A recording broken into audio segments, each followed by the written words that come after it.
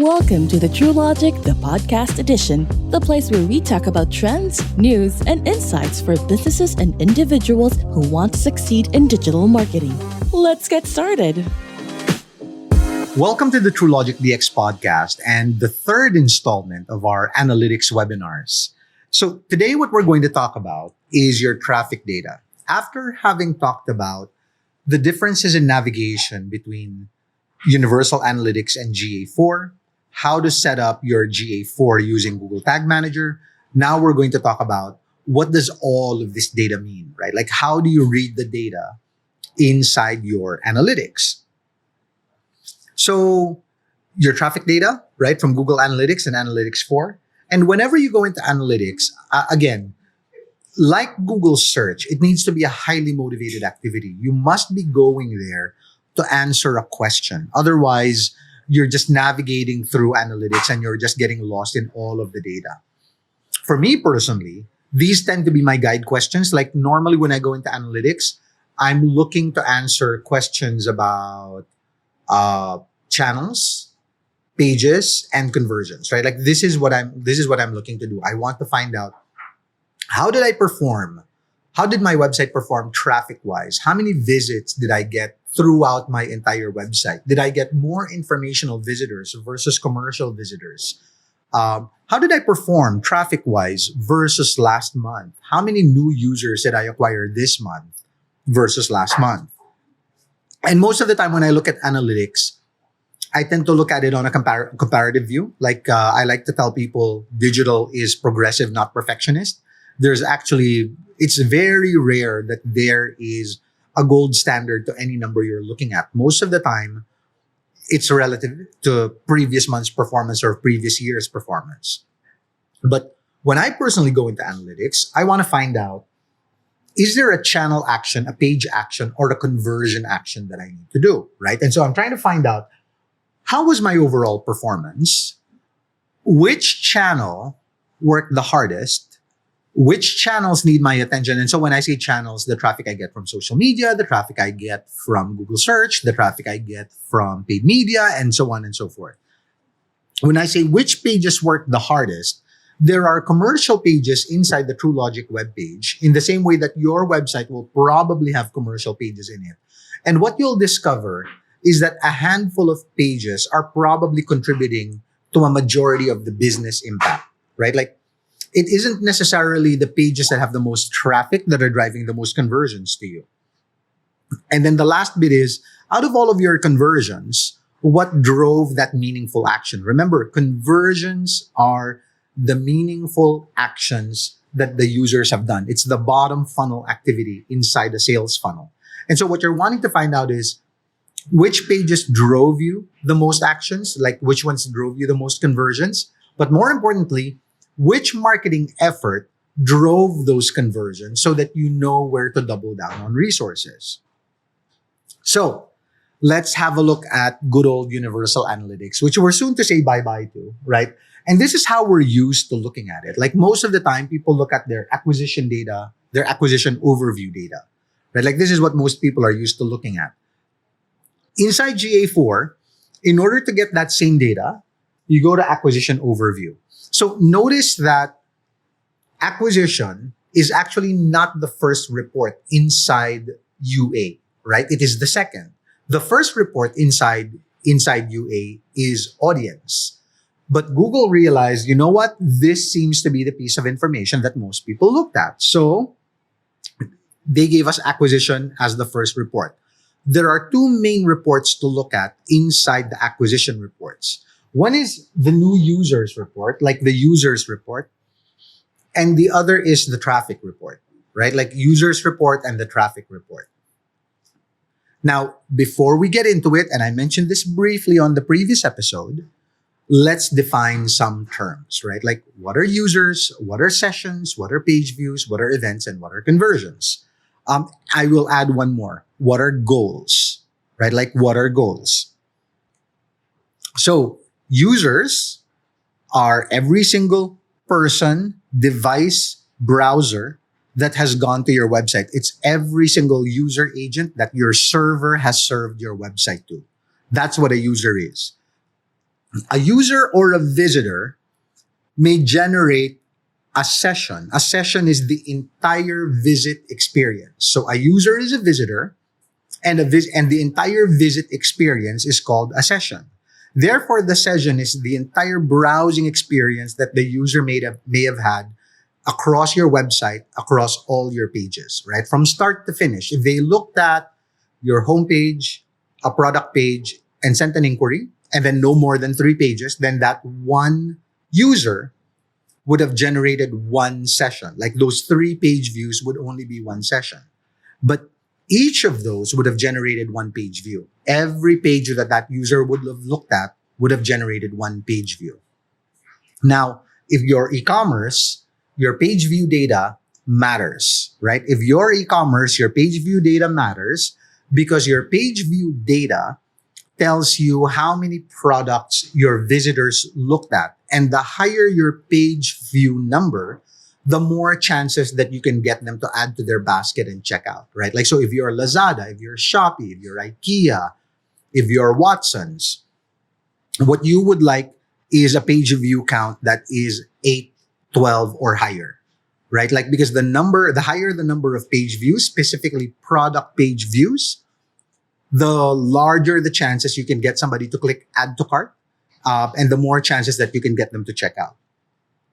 Now, an event is a meaningful interaction or a meaningful content consumption within your pages, right? Events happen in a page view. Events happen within a page. So the page view overarches the event, right? Like events happen on a page by page basis. If one user filled out a contact form on your commercial page and filled out a contact form on your contact us page, those are not the same events. An event that happens in your contact us page is not the same event that happens inside your commercial page, right? Like, yes, it's the same action, but they ought to be counted differently because how users get to your contact us page might be different, right? Like you might want to know, a user might have Googled your brand name, saw the contact us page on the site link, and then immediately went to your contact us and sent you a message. That means and what that tells you from a user behavior perspective is their need is pretty immediate, right? But if a user had gone to your web page, initiated 3 sessions, left, came back as a repeat visitor, went back to the same product page, did not interact, saw an ad of yours, went to your landing page, and then actually interacted with you, then you know that that user was different. They began their search experience, they began their customer journey a little higher up the sales funnel, right? And that's where you get to realize, okay, in order to acquire users, these are the activities that I needed to do. So what you're trying to do is you're trying to paint what the typical happy path experience for a user is in order for you to convert them. So an event is a meaningful behavior that the user had executed in the page, right? If you've got a page that's like this long and you realize that users linger on the top and at the bottom, then you might want to explore changing the content of your midsection, of your middle fold, because users are just glossing over it. Like they're skipping through it. They're not reading it. They're not clicking anything, nothing, right? The last is a conversion, and a conversion is either a lead or a sale. So a conversion is either a lead or a sale, right? And it's now a lot of businesses will track conversions, but note that conversions and goals are not necessarily the same thing, right? Conversions and goals are not necessarily the same thing. If you acquired a user, like their name, their email address, their name and their phone number, that would be a conversion. But if you're an e-commerce website, that's not a sale. Therefore, you would track a lead as a conversion, but you would not track it as a goal. If you're like Truelogic, where for us, the meaningful activity is to send us an inquiry, then the conversion is the goal, right? But the goal of every page needs to be the meaningful action that's meant to be done on that page. So I'll show you guys a couple of examples, right? So we're looking at Truelogic data. And what we're looking at is, in this section, we're looking at the user acquisition report. Note that because we're in the acquisition report, not in the user attributes report. So we're not in the user report, we're in the acquisition report. You getting a user. a user acquisition always refers to a new user. Okay? The user acquisition report always refers to new users.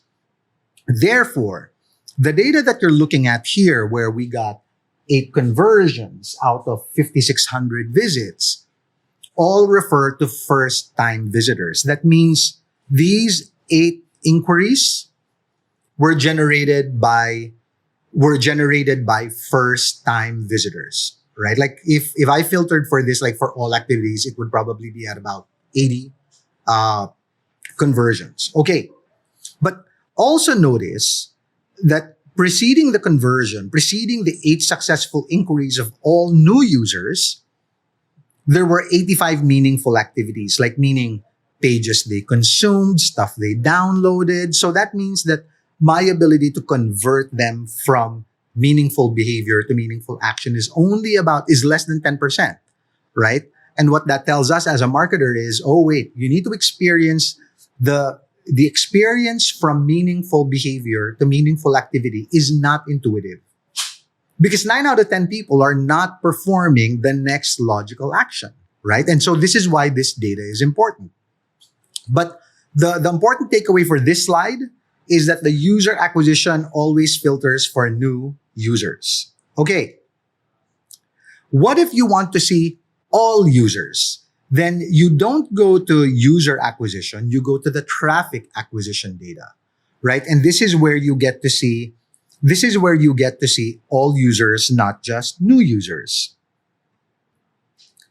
So let's zoom in a bit and let's try to understand what the user acquisition sheet is and what it talks to you about. So here, what you'll normally see are a bunch of channels on the left, right? And this is what you see: organic search, organic social, direct, paid search, and assigned. By the way, these are not default.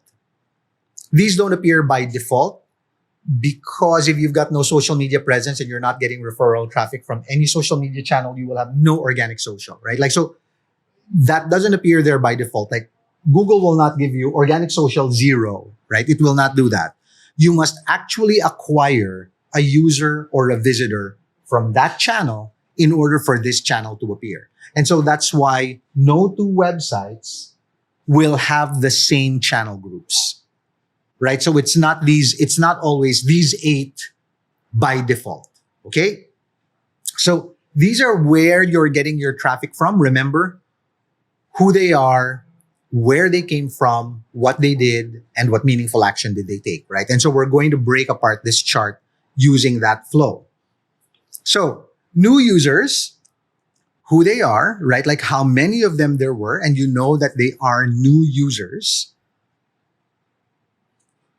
Meaningful behaviors, where they came from, channel group, right? Who they are. This is where they came from, how they got to you.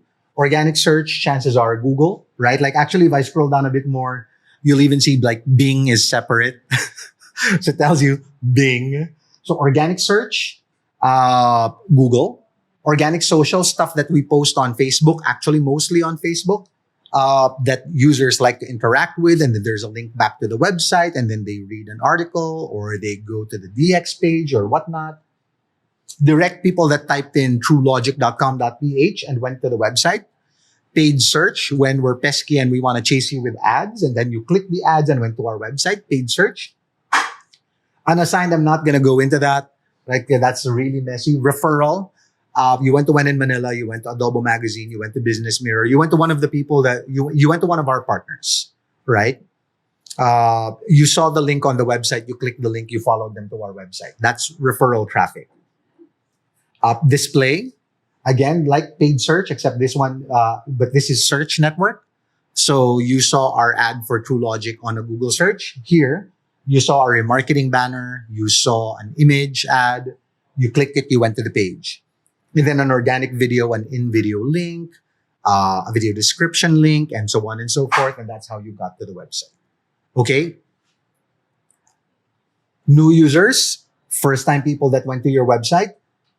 Notice that now Google gives you an engagement rate. And then I have been to several conversations where the goal that the brand gave us was, we need you to help decrease our bounce rate from X to Y.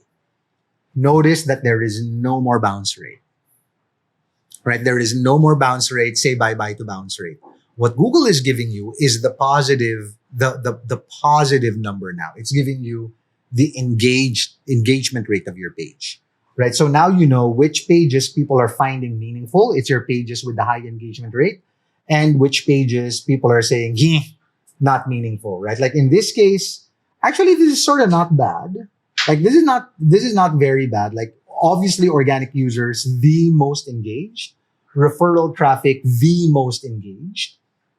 Lowest engagement is social media users, you fickle bastards. If I'm not allowed to say that word, marketing will edit that out. But yeah, social visitors, pretty fickle, right? But overall, that's a pretty good engagement rate, right? Like if you translate this to UA terms, that would give us a bounce rate of about 30%, which is pretty good. 25 is actually a very good number, right? So an engagement rate of 75% or better is like really, really good. Engaged sessions per user, these are how many times a user tends to go back to your website, right? Engagement time, the higher the better. There's no gold standard for engagement time, but the higher the better. If you are in an informational page, you probably want them to stay there longer than a minute. If they are on a commercial page, you probably want them to stay there for 30 seconds or a bit longer. Okay. Event count is the meaningful behaviors that are executed within that page by that source. So, but remember, this 33 is the meaningful behaviors that are triggered by a direct visitor, right? Like not necessarily a page yet. And then conversions, right? Like, and notice where most of my inquiries, most of my meaningful actions come from organic search and direct. And then I've got a bit of unassigned. Okay. All right. So let's talk about engagement, the engagement overview, right? And in the engagement overview, what you really want to look at are these. So remember how when I go guide questions, what I wanted to find out was what is my overall performance, right? And notice that how I showed you a data snapshot, but I didn't show you a comparative data snapshot. That's for simplicity, right? Like you can easily enable the comparative snapshot by clicking on the calendar icon. But inside engagement, what I tend to go through is not overview, but pages and screens. Because this is the section where I'm trying to find out which of my pages work the hardest, right? I'm trying to find out which ones are my hard-working pages. And what I'm seeing is my homepage works hard. This blog really works hard. That blog works hard. That blog works hard. My web development service page works really hard. The Truelogic DX page works really hard. My SEO page works really hard. So what I like seeing here is that out of my top 10 pages, 2 of my commercial pages are present, right? Because my commercial pages are the ones that will convert users. But I'm also glad that people are coming to us for content consumption because Truelogic is a Sage brand, right? And what we do is we like to educate the market. Although I would like a bit more traffic in the commercial pages. But remember, so without judging the data, all I'm looking for is which pages are my hard-working pages.